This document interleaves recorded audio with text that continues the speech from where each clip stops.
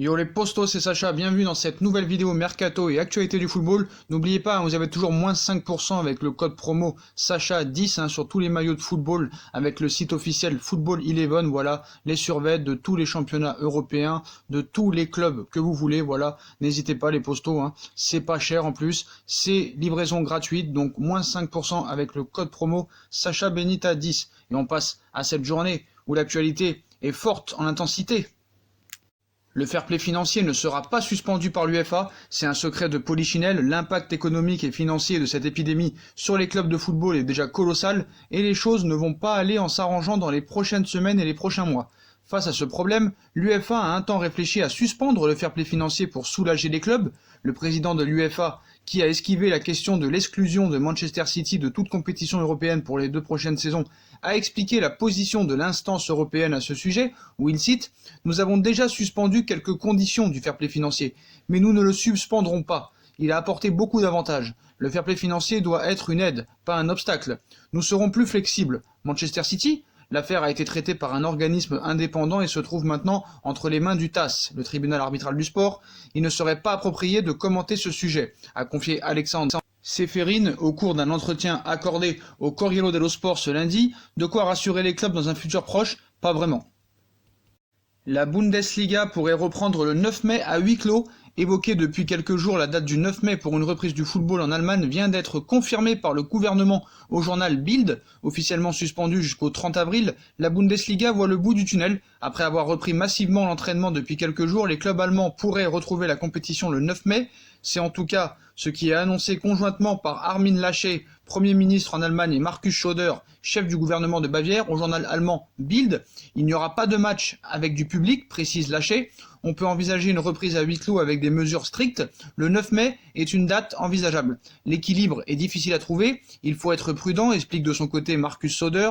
Il faut des tests et un personnel réduit au minimum. Le Premier ministre allemand évoque des restrictions qui iront avec cette reprise. Les gens doivent avoir que les joueurs respectent encore plus les règles que les autres. Donc, Markus Söder ajoute que le football peut jouer un rôle important en ces temps compliqués. Un test le 9 mai à huis clos, si cela ne fonctionne pas, nous ne pourrons pas terminer le championnat. Derrière l'envie de reprendre se cache bien évidemment une logique économique, ça c'est sûr et certain, et de nombreux emplois. Le championnat allemand sera-t-il le premier championnat européen à reprendre? C'est désormais plus qu'une tendance alors que la DFL avait laissé entendre des annonces importantes à venir cette semaine. Voilà qui est fait, donc la reprise de la Bundesliga devrait reprendre, s'il n'y a pas de problème, le 9 mai prochain. Ça fera plaisir de revoir du football. On passe au mercato parisien. Leonardo prépare un grand ménage. Leonardo, directeur sportif du Paris Saint-Germain, semble avoir un projet très clair en tête. Cette fin de saison pourrait signer la fin de l'aventure pour plusieurs joueurs. Donc si selon les informations, une prolongation d'1 an a été offerte à Thiago Silva, des cadres du Paris Saint-Germain comme Edinson Cavani ou encore l'entraîneur Thomas Tuchel devraient plier bagage. Ainsi, Leonardo travaillerait déjà sur le visage du Paris Saint-Germain de demain, avec notamment des contacts initiés en fin d'année 2019 avec Massimiliano Allegri, comme on l'avait dit depuis longtemps. Plusieurs changements devraient donc avoir lieu. L'été sera chaud pour Leonardo. D'après les informations de Tuttosport, Leonardo a l'intention de refonder totalement une nouvelle équipe. Cela passera donc par la vente de plusieurs joueurs de l'effectif et le quotidien explique que ce sont les postes d'ailier ainsi que de latéral qui devraient être le plus impactés. En Italie, on est persuadé que le directeur sportif du Paris Saint-Germain suit plusieurs stars de Serie A, comme le milieu de terrain de la Lazio, Sergej Milinkovic-Savic, ou encore celui de la Juve, le Bosnien Miralem Pjanic. Donc voilà, l'été sera vraiment chaud. Alors que le Paris Saint-Germain aimerait renforcer son entrejeu lors de la prochaine fenêtre estivale des transferts, le club de la capitale aurait coché le nom d'un jeune milieu de terrain appartenant à Toulouse. En dépit des arrivées d'Ander Herrera, d'Idrissa Gueye et de Pablo Sarabia l'été dernier, Leonardo ne serait toujours pas rassasié dans sa quête de renforcer le milieu de terrain du Paris Saint-Germain et aurait l'intention de poursuivre ce travail lors de la prochaine fenêtre estivale des transferts. Dans cette optique, le directeur sportif du club de la capitale aimerait faire revenir Thiemoué Bakayoko et étudierait également la piste menant à Ismaël Bennacer. Parallèlement, le Brésilien aurait aimé arracher la signature de Sandro Tonali à Brescia, mais il pourrait voir son plan être remis en question dans la mesure où la Juventus est en pole position dans ce dossier. Cependant, pas de quoi décourager Leonardo dans son objectif d'enregistrer la venue d'une pépite dans le milieu de terrain du PSG, puisqu'il pourrait bien avoir trouvé une autre cible cochant cette case, à en croire les derniers échos venus de l'autre côté des Alpes.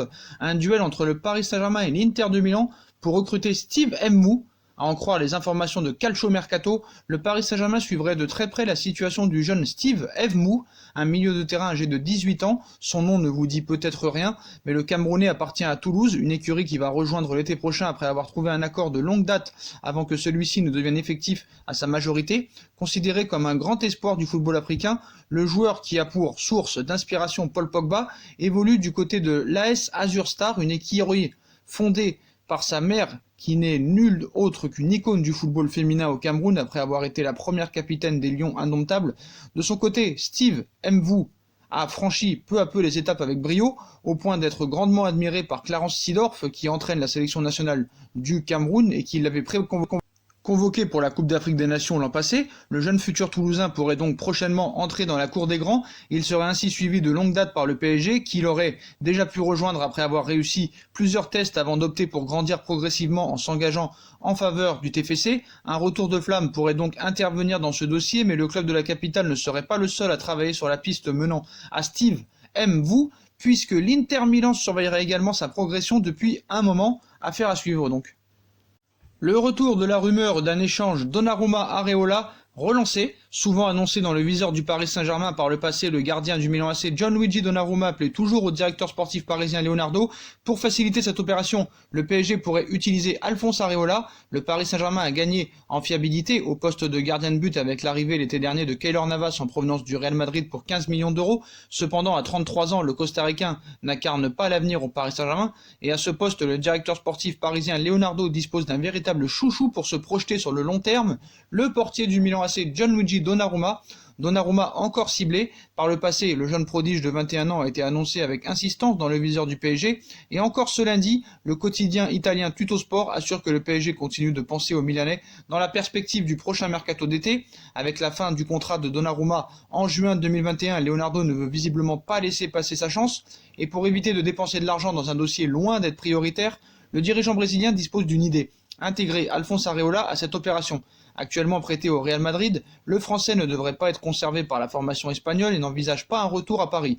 Il pourrait donc servir de monnaie d'échange pour récupérer le transalpin à un coût réduit. Quid des attentions d'Areola? Il ne s'agit pas de la première fois qu'une telle hypothèse est évoquée. Déjà l'été dernier, cet échange a été discuté entre les deux formations d'après la presse italienne, mais à l'époque, Areola n'était pas vraiment emballé par le projet du Milan. Peut-il être séduit cette fois-ci pour se relancer dans la perspective de l'Euro lors de l'été 2021 avec l'équipe de France? Aux dernières nouvelles, le tricolore s'imaginait plus en Première Ligue. Le Napoli demande un prix fou pour le pack Koulibaly-Alan. Le président de Naples aurait fixé le prix de ces deux joueurs et le moins que l'on puisse dire, c'est qu'il voit les choses en grand. Ce n'est un secret pour personne, le prochain mercato devrait être plus calme que prévu. Privés de nombreuses sources de revenus, les clubs auront moins de liquidités pour recruter. Et même si certaines grosses opérations devraient avoir lieu, à Barcelone ou au sein des clubs anglais notamment, le marché estival devrait être moins animé que les années précédentes. Une situation compliquée pour les clubs qui souhaitent se renforcer, mais qui au contraire fait les affaires d'autres écuries qui voyaient de nombreux clubs européens rôder autour de leurs meilleurs éléments. On peut dire que Naples fait partie de cette deuxième catégorie de clubs, avec de nombreux joueurs convoités par des clubs un peu plus huppés, sur le plan financier du moins. Depuis des années déjà, la formation du sud de l'Italie résiste aux assauts pour plusieurs de ces joueurs, dont Alan et Kalidou Koulibaly, tous deux régulièrement annoncés dans le viseur du Paris Saint-Germain et des cadors de Première Ligue. Et selon les informations du Corriere dello Sport, le sulfureux président napolitain Aurelio De Laurentiis, en position de force, demande un sacré pactole pour ces deux joueurs. Le défenseur sénégalais coûterait ainsi 100 millions d'euros, un montant prohibitif pour celui qui, comme nous vous l'expliquons il y a quelques temps, souhaite quitter Naples. Le PSG, via Leonardo qui a parlé à son entourage, était prêt à lui offrir 12 millions d'euros bruts par saison, et le club de la capitale est toujours dessus selon le média transalpin. Quant au milieu de terrain, son nom est toujours sur la table du directeur sportif brésilien et coûterait 60 millions d'euros. Ce dernier sait donc à quoi s'en tenir pour le prochain mercato, mais une chose est sûre, on imagine mal, comme tous les autres clubs intéressés, le Paris Saint-Germain être prêt à mettre de telles sommes pour ces deux joueurs.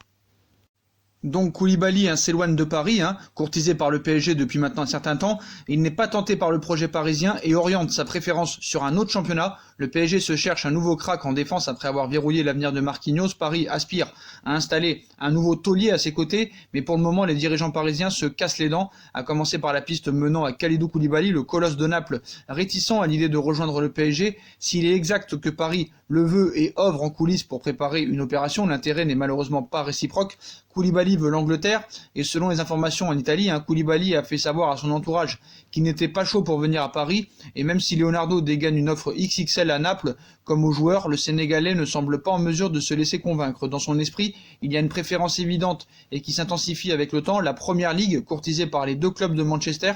Le défenseur de Naples se voit davantage filer en Angleterre qu'en France et ces derniers jours, une tendance prend également de l'ampleur, celle de le voir rester à Naples. De son côté, le PSG sait que le dossier Koulibaly a très peu de chances d'aboutir et les récents mouvements des dirigeants parisiens à l'égard de Thiago Silva ne sont sûrement pas étrangers au dossier Koulibaly. Devant les difficultés à pouvoir finaliser une recrue en défense, Paris semble se résoudre à conserver Thiago Silva 1 an de plus. C'est le contenu de l'offre transmise au Brésilien, une année de contrat qui espère, lui, un bail de 2 ans. Le Paris Saint-Germain va bientôt recruter définitivement Mauro Icardi, 27 ans, 19 matchs, 12 buts en Ligue 1 cette saison, pour l'envoyer peut-être ensuite à la Juve. C'est une théorie en Italie, depuis plusieurs semaines cette hypothèse prend du poids en Italie concernant l'attaquant prêté par l'Inter de Milan avec une option d'achat fixée à 65 millions d'euros. Ce lundi, le quotidien transalpin La Gazzetta dello Sport indique que la vieille dame serait prête à échanger 2 joueurs à Paris pour récupérer l'Argentin, le latéral gauche Alex Sandro, 29 ans, 22 matchs en Serie A cette saison, et le milieu de terrain Miralem Pjanic, 30 ans, 22 matchs et 3 buts en Serie A cette saison.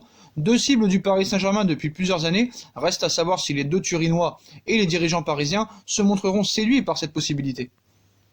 Et Paris pourrait faire vraiment son marché à la Juve cet été. La Juve serait décidée à vendre Douglas Costa au prochain mercato. Leonardo semblerait avoir des vues sur l'international brésilien pour remplacer Ángel Di María, très performant depuis l'arrivée de Thomas Tuchel au club. Ángel Di María est tout de même un joueur plus vraiment dans la fleur de l'âge. Il a en effet fêté ses 32 ans en février dernier. Son contrat avec le Paris Saint-Germain se termine en juin 2021 et son salaire est important. Un départ reste encore hypothétique à l'heure actuelle, mais Leonardo semble déjà décidé de prendre les devants. Ces dernières semaines, la presse italienne a en effet plusieurs fois évoqué un intérêt concret du directeur sportif du PSG pour Douglas Costa, plus vraiment au centre du projet de Maurizio Sarri à la Juventus. Donc Douglas Costa, le successeur de Di Maria au PSG, d'après les informations de Tuttosport, Leonardo serait bel et bien sur les traces de Douglas Costa. Le quotidien explique que le directeur sportif du PSG chercherait bien un successeur à Ángel Di María et l'ailier de la Juventus semblerait être une des pistes possibles. Cela pourrait d'ailleurs se confirmer notamment avec les négociations autour peut-être d'autres joueurs, puisque la Juve aurait proposé plusieurs joueurs en échange au Paris Saint-Germain. Contact avancé confirmé avec Alex Telles. Même le dossier serait bouclé, mais annoncé tout proche du Paris Saint-Germain hier par la presse brésilienne, Alex Telles pourrait renforcer le club de la capitale la saison prochaine. Le latéral gauche brésilien de 27 ans reste sur une saison pleine, 40 matchs, 10 buts et 9 passes décisifs avec le FC Porto et arrive en fin de contrat en 2021. En position de force pour décider de son avenir, il pourrait débarquer en France pour une somme avoisinant les 20 millions. Le Parisien a confirmé l'existence de contacts très avancés dans le dossier. Pour autant, le média français se veut moins catégorique sur l'imminence de la finalisation d'un transfert. En effet, le manque de visibilité sur le mercato, suite à la pandémie, aurait ralenti les échanges. Quoi qu'il en soit, il y aurait bien un accord entre le Paris Saint-Germain et le FC Porto, mais on ne sait pas quand le transfert se fera réellement, vu qu'on ne connaît pas les dates du mercato, donc peut-être que les négociations vont un petit peu moins se propager d'ici là. Voilà les postos, voilà pour toutes les infos mercato et actualités du jour. Comme d'habitude, dites-moi en commentaire ce que vous en pensez. Je compte sur vous pour bombarder la barre de like, on partage, on commente, on s'abonne. On active la petite cloche pour être tenu au courant des vidéos qui vont sortir. On me rejoint sur mes différents réseaux sociaux, Instagram, Facebook, Snapchat, Twitter, ainsi que sur Utip si vous voulez aider à faire évoluer la chaîne en regardant les pubs gratuitement ou en faisant un petit don. N'hésitez pas aussi à vous abonner à ma deuxième chaîne YouTube No Feeling. Et n'oubliez pas, vous avez toujours moins 5% sur tous les maillots de votre club préféré ainsi que du Paris Saint-Germain et tous les maillots NBA sur le site officiel Eleven Football ou Football Eleven, bien sûr, Football Eleven, qui sera en lien en description, moins 5% avec le code promo Sacha10. Voilà, profitez-en les postos. Je vous souhaite à tous une bonne continuation et à très vite pour une nouvelle vidéo les postos. Tchuss.